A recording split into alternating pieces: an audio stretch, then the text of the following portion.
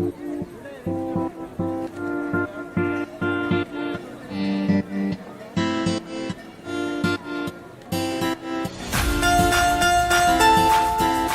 हिंदुओं के लिए वह समय है जब हम एक दूसरे से मिलते हैं, रंगों से खेलते हैं, मस्ती करते हैं, हंसते हैं और सबसे महत्वपूर्ण बात यह है कि सर्दियों के बाद गर्मी का स्वागत करते हैं।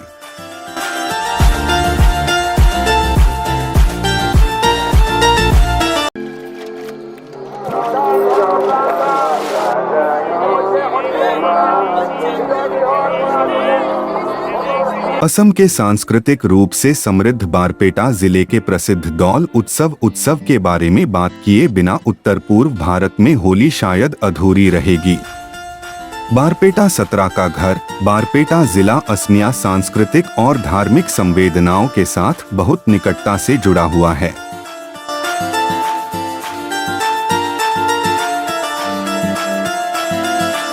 पहले बारपेटा थान के रूप में जाना जाने वाला बारपेटा सत्र 1583 ईस्वी में श्रीमंत शंकरदेव के प्रमुख शिष्य श्री माधवदेव द्वारा स्थापित किया गया था।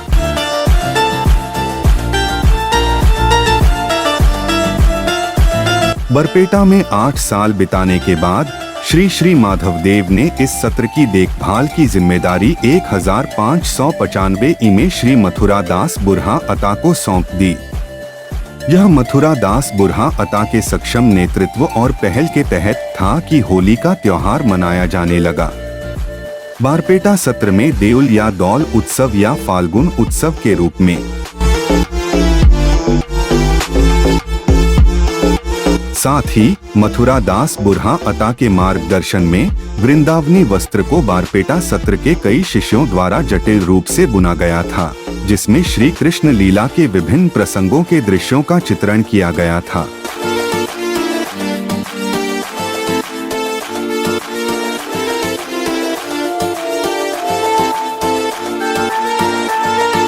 आज भी बारपेटा में होली को दौल पूर्णिमा के नाम से जाना जाता है और यह विभिन्न अवतारों में श्री कृष्ण की पूजा के आसपास केंद्रित है।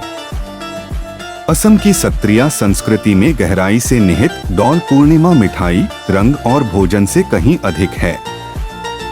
यह एक ऐसा त्योहार है जिसका बारपेटा साल भर बहुत उत्साह के साथ इंतजार करता है।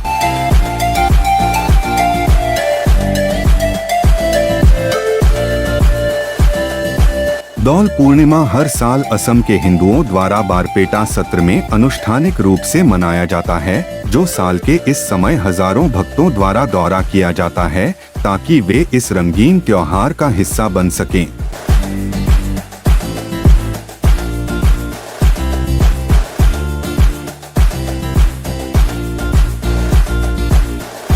बारपेटा दौल उत्सव असमिया हिंदू संस्कृति और परंपराओं का एक अभिन्न अंग है, जिसके बिना राज्य के किसी भी हिस्से में होली का कोई भी उत्सव अधूरा माना जाता है।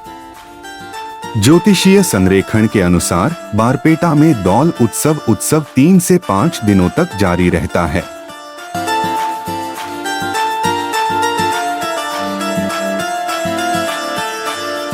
तीन दिनों के दौल उत्सव को डेका दौल कहा जाता है और 4 या 5 दिन के दौल उत्सव को बुरा दौल के नाम से जाना जाता है। परंपरा के अनुसार फाल्गुन पूर्णिमा के महीने में 4 दिवसीय दौल उत्सव मनाया जाता है और छोट पूर्णिमा के महीने में 3 दिवसीय दौल उत्सव मनाया जाता है।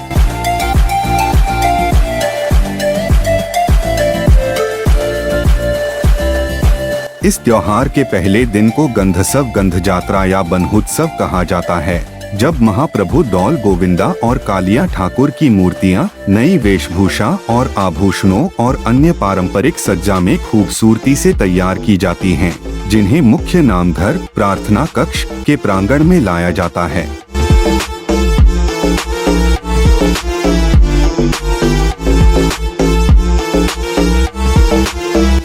रस्में और उत्सव स्थानीय रूप से निर्मित पटाखों के साथ मेहदा को जलाने के साथ शुरू होते हैं, जिन्हें फानुच कहा जाता है। इस रस्म को आमतौर पर मेजी पुआ या माघ पुआ के नाम से जाना जाता है। यह असुरों और राक्षसों और हमारे चारों ओर दुबकी हुई अन्य सभी बुरी आत्माओं की हत्या का प्रतीक है। मैदान स्थानीय रूप से उगाए गए नरकट और जल कुंभी के पौधे के तनों से बना है। यह समारोह होलिका दहन के समान ही है, जो इसी दिन देश के अन्य हिस्सों में मनाया जाता है। पुरुषों और महिलाओं को दौल गोविंदा और कालिया ठाकुर की मूर्तियों से लिपटे हुए देखा जा सकता है, जबकि वे अलाव के चारों ओर चक्कर लगाते हैं।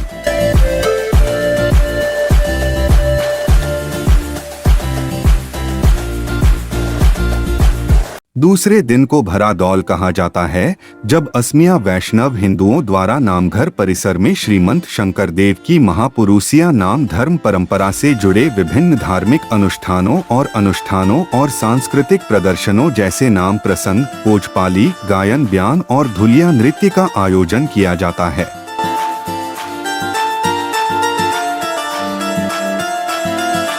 बारपेटा में दौल उत्सव के अंतिम दिन को फकुआ कहा जाता है, जब मूर्तियों को एक विशाल जुलूस में डोल, हिंदी में डोला डोली में निकाला जाता है। लोग अपनी प्रार्थना करते हैं और फाकू, हिंदी में गुलाल के रूप में भी जाना जाता है, को सिक्कों के साथ इन डोलों पर फेंकते हैं, जिसके अंदर मूर्तियां रखी जाती हैं।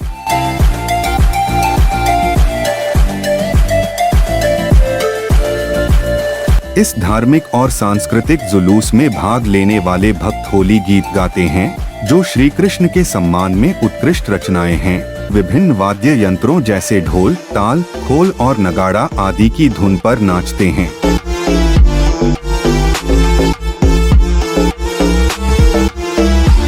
ये होली गीत सुंदर गीत हैं। बारपेटा के दौल उत्सव की समृद्ध सांस्कृतिक विरासत का एक अनूठा साहित्यिक और संगीतमय योगदान है।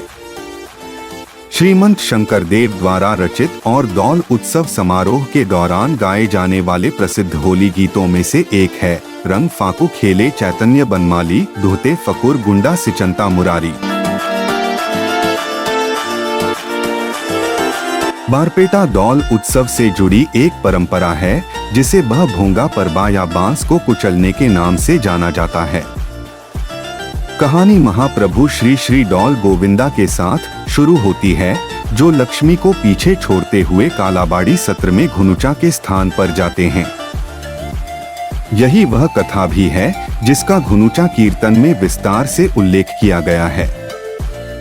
हालांकि महाप्रभु को उनके लौटने के बाद उनके घर के परिसर में प्रवेश करने की अनुमति नहीं है। उसे चार भोलुका बास के एक पुल से गुजारा जाता है, जिसे असमिया में भोलुका बाह भी कहा जाता है।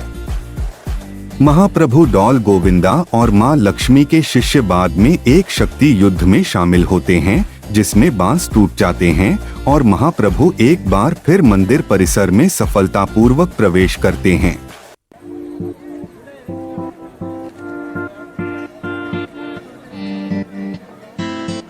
इस बांस की बाधा को तोड़ने के बाद महाप्रभु डोल गोविंदा के डोल को नामघर के चारों ओर 7 बार घुमाकर अंत में मोनिकुट गर्भगृह के अंदर रखा जाता है। ऐसा माना जाता है कि यह बारपेटा और साथ ही पूरे असम में दौल उत्सव समारोह के पूरा होने का प्रतीक है। इस विशेष घटना की स्मृति हर साल बारपेटा सत्र में दौल उत्सव समारोह के दौरान विभिन्न होली गीतों के माध्यम से याद की जाती है, जिनमें से एक है संध्या समायत करिया अनेक उत्सव, दौलोर भीतर गोया पैलंत माधव। चंद्रपति पहाड़ की तलहटी में उत्तरी गुवाहाटी में स्थित श्री कृष्ण को समर्पित एक दौल गोविंदा मंदिर है। यह असम के सबसे पुराने और सबसे प्रसिद्ध मंदिरों में से एक है। कृष्ण के जीवन से जुड़े सभी त्योहार यहाँ मनाए जाते हैं। जन्माष्टमी और माघी पूर्णिमा के अलावा होली सबसे महत्वपूर्ण त्योहारों में से एक है। हालांकि होली दौल गोविंदा मंदिर का मुख्य महत्व और आकर्षण है। यह 5 दिनों की अवधि के लिए मनाया जाता है। किसी अन्य सामान्य दिन के दौरान देवता की पूजा मंदिर के उद्घाटन के साथ शुरू होती है। मूर्ति को पानी और दूध से स्नान कराया जाता है। उसके बाद अर्चना की जाती है और दोपहर में देवता को भोग लगाया जाता है।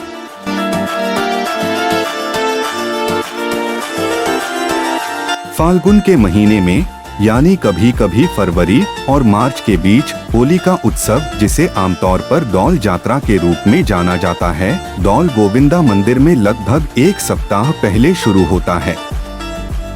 मंदिर परिसर में तरह तरह के कार्यक्रम आयोजित किए जा रहे हैं। जगह जगह जुलूस के लिए श्री कृष्ण की मूर्ति को पालकी में निकाला जाता है। भक्त एक दूसरे पर फकुआ या गुलाल फेंकते हुए विभिन्न वाद्य यंत्रों की ताल पर गाते और नृत्य करते हैं।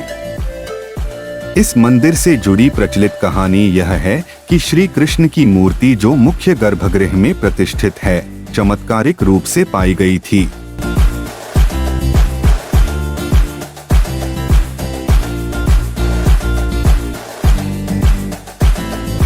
एक बार यह अफवाह थी कि एक दूध देने वाली गाय प्रतिदिन सुबह होने से पहले खुद को मुक्त करती थी और संध्याझर नामक स्थान के जंगलों में प्रवेश करती थी, जो निचले असम के कामरूप जिले के रंगिया उपखंड में जेकेरिया के टोले के पास स्थित है। एक दिन ऐसा हुआ कि गाय को बिरिना नामक एक छोटी घास ने रोक दिया, जिसके बाद उसके थनों से उसी स्थान पर स्वतः दूध बहने लगा जहां वर्तमान में डोल गोविंदा मंदिर स्थित है। जब क्षेत्र के तत्कालीन सदर प्रशासक गरगराम बरुआ ने इस घटना के बारे में सुना, तो वह खुद एक हाथी की पीठ पर बैठकर पूरे घटनाक्रम को देखने के लिए विशेष स्थान पर गए और अपने आदमियों को उस जगह को खोदने का आदेश दिया।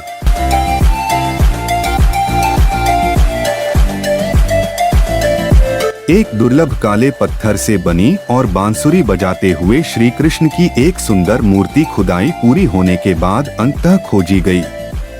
यह श्री गोविंदा की वही मूर्ति थी जिसे बाद में होली उत्सव पर डोल गोविंदा मंदिर में प्रतिष्ठित किया गया था। श्री श्यामराय की एक और मूर्ति गोविंदा की मूर्ति के पास खड़ी है। उत्तरी गुवाहाटी के स्थानीय लोगों का मत है कि इस मंदिर की उत्पत्ति राजस्थान के सीकर जिले के खाटू श्याम जी गांव में स्थित खाटू श्याम या बरबरीक को समर्पित खाटू श्याम मंदिर से मिलती है।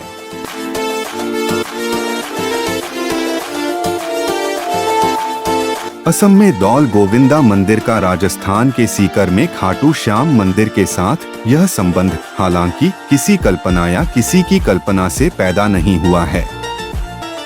यहाँ यह उल्लेख किया जा सकता है कि होली से कुछ दिन पहले प्रसिद्ध खाटू श्याम जी निशान रथ यात्रा असम के नागाम जिले में होली पूर्व उत्सव के निशान के रूप में शुरू होती है।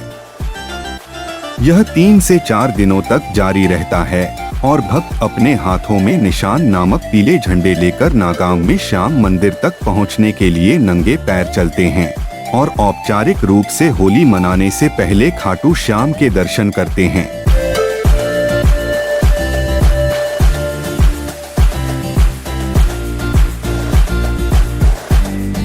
स्कंद पुराण के अनुसार खाटू श्याम या बरबरीक घटोत्कच भीष्म के पुत्र और मौरवी के पुत्र थे। यह व्यापक रूप से माना जाता है कि श्री कृष्ण की सलाह पर खाटू श्याम कामरूपा वर्तमान गुवाहाटी के प्राचीन साम्राज्य की नीलाचल पहाड़ियों में देवी कामाख्या के प्रबल उपासक बन गए। खाटू श्याम की असम के लोगों में आज भी काफी मान्यता है।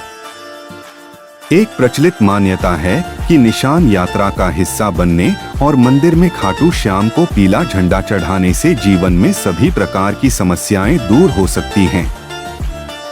असम के कई हिस्सों में कई परिवार हैं जो नागांव में खाटू श्याम के दर्शन करने के बाद ही दौल यात्रा समारोह में भाग लेते हैं।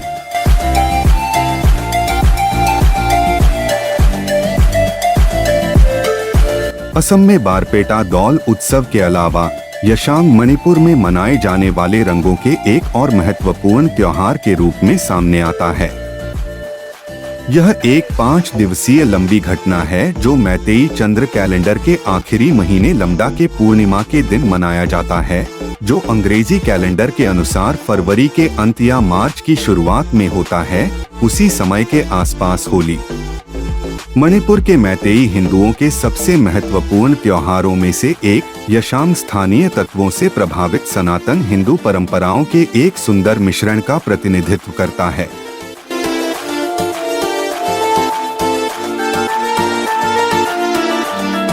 मणिपुर में कई ऐसे हिंदू त्योहार हैं, जैसे कांग रथ यात्रा, हिकरू हितोंगबा, एक पारंपरिक मणिपुरी नौका दौड़, और यहाँ तक कि निंगोल चकौबा भी, जो दीपावली और भैया दूज के समय के आसपास मनाया जाता है। यह भारत नामक सुंदर भूमि की अंतर्निहित सांस्कृतिक एकता है, जो उत्तर से दक्षिण तक और पश्चिम से उत्तर पूर्व तक प्रत्येक क्षेत्र को एक ही क्षेत्रीय इकाई में बांधती है। यशाम मैतेई हिंदुओं की समृद्ध संस्कृति और परंपराओं के सार का प्रतिनिधित्व करता है।